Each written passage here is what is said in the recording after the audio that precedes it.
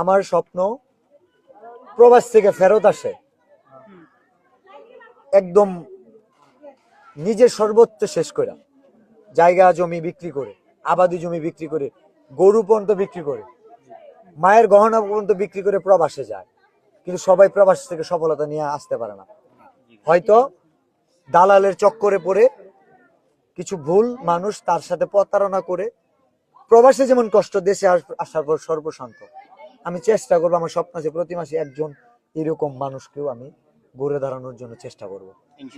সেটা একটা কর্মসংস্থানের ব্যবস্থা করে দিতে পারে। সেটা হতে পারে তার প্রবাসে যে জমিটা বিক্রি করে গেছে, ওই জমিটা তার সে যার কাছ থেকে কিনছে সে হয়তো বেশি দামে, চড়া দামে চাইবো, কিন্তু যে দামে কিনছে সেটা তারা আমি ফেরত দেওয়ার চেষ্টা করবো।